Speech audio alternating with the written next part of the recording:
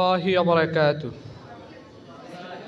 نحمده ونصلي على رسوله الكريم أما بعد فأعوذ بالله من الشيطان الرجيم بسم الله الرحمن الرحيم يا أيها الذين آمنوا أطيعوا الله وأطيعوا الرسول وأولي الأمر منكم الحمد لله অধ্যকার আজকের আয়োজিত 2024 ও 25 শিক্ষাবর্ষে আল জামিয়াতুন নাফসিয়া আল ইসলামিয়া মার্কাজ মাদ্রাসা ছাত্র জলসা কর্তৃক আয়োজিত বার্ষিক প্রতিযোগিতামূলক অনুষ্ঠানের মান্যবর সভাপতি সাহেব, উপস্থিত বিজ্ঞ বিচারক মণ্ডলী, সুদক্ষ পরিচালক, শ্রদ্ধার প্রধা সিরেতাস, জাতির রাহবার, জাতির শ্রেষ্ঠ সন্তান হজরত আসাতিজা ইকরাম ও আমার সামনে উপস্থিত এলমেদিন পিপাসায় পিপাসুক নবীন প্রবীণ তরুণ ছাত্র বন্ধুগণ, উপস্থিত সুদীজন সকলকে আমার পক্ষ থেকে আন্তরিক মোবারকবাদ।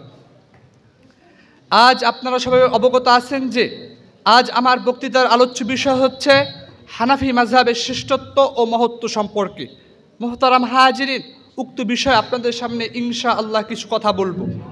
মুহতারাম হাজিরিন, হানাফি মাযহাবের শ্রেষ্ঠত্ব এবং মহত্বর পূর্বে আমাদের সকলের জানা দরকার হানাফি মাযহাব কাকে বলে, এর সূচনা কোন জায়গা থেকে হলো। মাযহাব, ইজতিহাদ, তাকলিদ এই তিনটি শব্দ মুসলমানদের বহুল আলোচিত পরিচিত শব্দ। এক কথায় এর অর্থ এমন উদ্দেশ্য লক্ষ্য অর্জনের জন্য যথাসাধ্য পরিশ্রম করা। হানাফি ইসলামী ফিকহ শাস্ত্রে মাযহাবের ইজতিহাদের অর্থ হচ্ছে কোরআন ও সুন্নাহ থেকে যে সকল হুকুম, আহকাম এবং বিধান রয়েছে সেগুলোর জ্ঞান পরিচ্ছন্নভাবে আহরণ করা। যিনি এটা আহরণ করেন তিনি হলেন মুস্তাহিদ, আর মুস্তাহিদগণ কোরআন ও সুন্নাহ থেকে যে সকল জ্ঞান আহরণ করে থাকেন সেটার নামই হচ্ছে মাযহাব। মুহতারাম হাজরিন, মাযহাবের সূচনা কোন জায়গা থেকে হয়েছে? যারা বলতেছে ইমামে আজম আবু হানিফা রাহমাতুল্লাহ আলাইহি থেকে মাযহাবের সূচনা হয়েছে, স্পষ্ট ভাষায় বলে দিতে চাচ্ছি, হে মেরা ভাই, আপনারা সঠিকভাবে হাদিসের মধ্যে তালাশ করুন। মাযহাবের সূচনা ইমামে আজম আবু হানিফা থেকে হয় নাই, মাযহাবের সূচনা স্বয়ং রাসূল আরবি সাল্লাল্লাহু আলাইহি ওয়াসাল্লামের জামানা থেকেই হয়েছে। বনু কুরাইজার হাদিস তার স্পষ্ট প্রমাণ। বর্ণিত আছে আল্লাহ রসুল সাল্লাল্লাহু আলাইহি ওয়াসাল্লাম বনু কুরাইজার বস্তিতে গিয়ে সাহাবা ইকরামদেরকে আসরের নামাজ পড়বার নির্দেশ দিয়েছেন। তো সমস্ত সাহাবা ইকরামরা আল্লাহ রসুলের এই নির্দেশ পেয়ে সবাই রওনা করছে। প্রতিমধ্যে আসরের আজান হয়ে গিয়েছে। এর মধ্যে একদল সাহাবী হাদিসের সাধারণ অর্থ গ্রহণ করে বলতেছে, আল্লাহ রসুল সাল্লাল্লাহু আলাইহি ওয়াসাল্লাম বলেছেন যে আমাদেরকে বনু কুরাইজার বস্তিতে গিয়ে আসরের নামাজ পড়ার জন্য, সুতরাং নামাজ কাজা হয়ে গেলেও আমাদেরকে আসরের নামাজ বনু কুরাইজার বস্তিতে গিয়ে পড়তে হবে। আরেকদল সাহাবী ইস্তিহাদ করে বলতেছেন, না, আল্লাহ রসুল সাল্লাল্লাহু আলাইহি ওয়াসাল্লাম এখানে আমাদেরকে দ্রুত যাওয়ার উদ্দেশ্য বুঝিয়েছেন। এখানে আল্লাহ রসুল সাল্লাল্লাহু আলাইহি ওয়াসাল্লাম আমাদেরকে নামাজ কাজা করতে বলেন নাই, সুতরাং আমরা যথাসময় নামাজ আদায় করে নেব। পরবর্তী সময় আল্লাহ রসুল সাল্লাল্লাহু আলাইহি ওয়াসাল্লামের কাছে এই বিষয়টি তুলে ধরা হলো। আল্লাহ রসুল সাল্লাল্লাহু আলাইহি ওয়াসাল্লাম কোনো দলকেই আল্লাহ রসুল সাল্লাল্লাহু আলাইহি ওয়াসাল্লাম দোষারোপ করেন নাই। মুহতারাম হাজিরিন, এখান থেকেই শুরু হলো মাযহাবের সূচনা। মুহতারাম হাজিরিন, আসুন এখন আলোচনা করা যাক হানাফি মাযহাবের শ্রেষ্ঠত্ব ও মহত্ব সম্পর্কে। উক্ত বিষয়ে আলোচনা করবার পূর্বে আমাদের জানা দরকার হানাফি মাযহাবের প্রণেতা ইমামে আজম আবু হানিফা রাহমাতুল্লাহ আলাইহির সংক্ষিপ্ত জীবনী সম্পর্কে।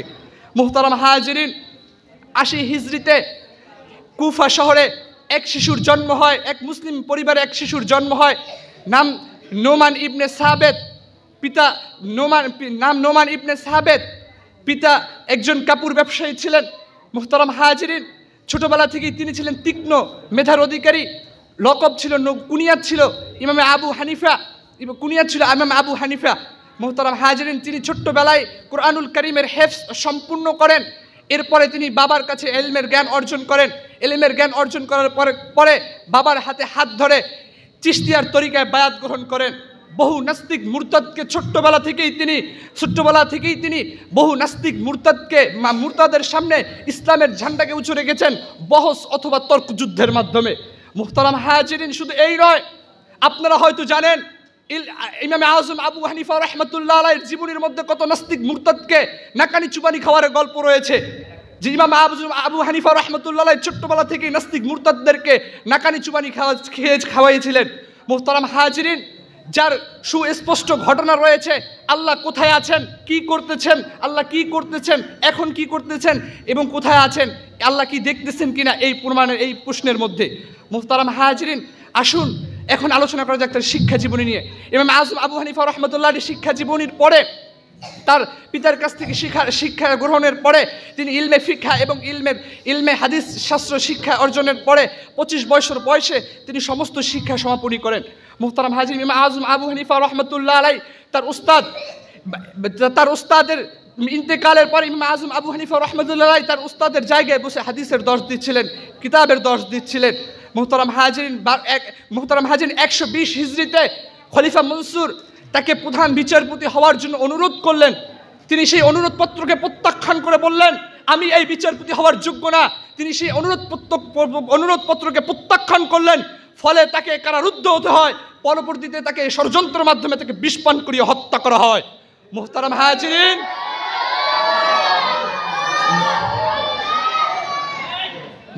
হাজিরিন, ইমাম আজম আবু হানিফা রহমতুল্লাহ আলাই এমন একজন ব্যক্তি ছিলেন যার কথা আল্লাহ রসুল সাল্লাল্লাহু আলাইহি ওয়াসাল্লাম শত বছর আগে আল্লাহ রসুল সাল্লাল্লাহু আলাইহি ওয়াসাল্লাম এরকম হাদিসের মধ্যে ভবিষ্যৎবাণীতে বলে গিয়েছেন, যার স্পষ্ট প্রমাণ বুখারী শরীফ এবং মুসলিম শরীফের মধ্যে আছেন। আল্লাহ রসুল সাল্লাল্লাহু আলাইহি ওয়াসাল্লাম বলেছেন, কুফায় এমন এক ব্যক্তি আসবেন যে ব্যক্তি এরকম আসমানে সুরাইয়া তারকার মধ্যেও যদি এলেম লুকানো থাকে সেখান থেকে এলেমকে অন্বেষণ করে নিয়ে আসবেন। মুহতারাম হাজিরিন, শুধু এই নয়, ইমাম মালিক রহমতুল্লাহ আলাইহির কওলের মধ্যে ইমাম মালিক রহমতুল্লাহ আলাইহি ইমাম আজম আবু হানিফা রহমতুল্লাহ আলাইহি সম্পর্কে বলেন, ইমাম আজম আবু হানিফা রহমতুল্লাহ আলাইহি যদি চাইতেন তার ফিকহা দ্বারা কোনো বস্তুকে স্বর্ণে পরিণত করবে, ইমাম আজম আবু হানিফা রহমতুল্লাহ আলাইহি সেটা পরিণত করতে সক্ষম হতেন। মুহতারাম হাজিরিন, আসুন এখন আলোচনা করা যাক হানাফি মাযহাবের শ্রেষ্ঠত্ব ও মহত্ব সম্পর্কে। মুহতারাম হাজিরিন, ইমাম আজম আবু হানিফা রহমতুল্লাহ আলাইহি যেরকম শ্রেষ্ঠ তার মাযহাব, হানাফি মাযহাবটাও এরকম শ্রেষ্ঠ। মুহতারাম হাজিরিন, পৃথিবীর আল্লাহর এই জমিনে পৃথিবীর বুকে 4টি মাযহাব রয়েছে, হানাফি, মালিকি, শাফি, হাম্বলি। এর মধ্যে অন্যতম মাযহাব হচ্ছে হানাফি মাযহাব। মুহতারাম হাজিরিন, এর শ্রেষ্ঠত্বের মধ্যে অন্যতম কারণ হচ্ছে এটা কোরআনকে অগ্রাধিকার দিয়েছে, হাদিসকে যথাযথ মূল্যায়ন করেছে এবং স্পষ্ট প্রমাণ, এর প্রমাণের ভিত্তিতে দলিল প্রমাণ পেশ করেন যেই মাযহাব, সেটাই হলো হানাফি মাযহাব। মুহতারাম হাজিরিন, হানাফি মাযহাব এমন একটা মাযহাব যে মাযহাবের মধ্যে আল্লাহ তাআলার কোরআনুল কারীমের হুকুম, রাসূল সাল্লাল্লাহু আলাইহি ওয়াসাল্লামের সুন্নাত এবং সাহাবায়ে কেরামদের উক্তির সামনে কিয়াসের কোনো মূল্যায়ন করা হয় না। যেই মাযহাবের মধ্যে, সেই মাযহাবই হচ্ছে হানাফি মাযহাব। মুহতারাম হাজিরিন,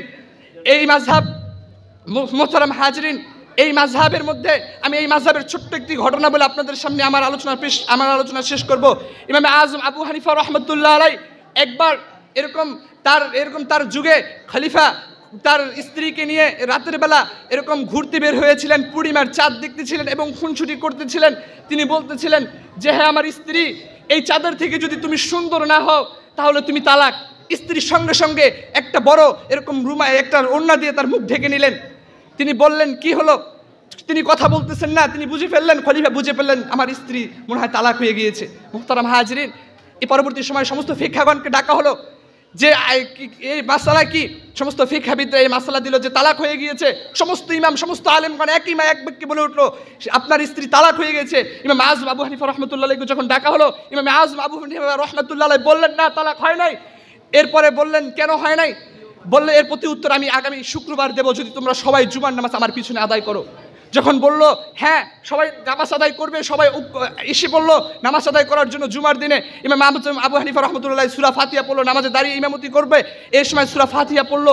এরপরে সূরা ফাতিহা পড়বার পরে এরপরে এরকম আপনার সূরা 3 পড়লো, ওয়াত-তিনি ওয়াজ-যাইতুন ওয়া তুরি সিনিন ওয়া হাযাল বালাদিল আমিন লাকাদ খালাকনাল ইনসানা ফি আহসানি তাকওয়িম। এই আয়াতটা পড়ার পূর্বে এই আয়াতের জায়গায় তিনি পড়তেছিলেন লাকাদ খালাকনাল কমারা ফি আহসানি তাকওয়িম। যখন এইটা বললেন, এরপরে এই আয়াত যখন পড়লেন, তখন সমস্ত ইমামগণ, সমস্ত আলেমগণ লোকমা দিলেন। পরবর্তী সময় দ্বিতীয়বার আবারও সেই আয়াত তিলাওয়াত করলো। পরবর্তী সময় আবারও লোকমা দিলেন। পরবর্তীতে সেই আয়াতটি ঠিক করে পড়লেন। পড়ার পরে সমস্ত ইমামগণ বলতেছিলেন যে, ইমাম আবু হানিফা, তুমি আগে খলিফা বলতেছে যে আগে আমাদেরকে এই ফিকহা বলছিল, তুমি নামাজের পরে ফিকহার সমাধান দিবা, এই তালাকের মাসালার সমাধান দাও।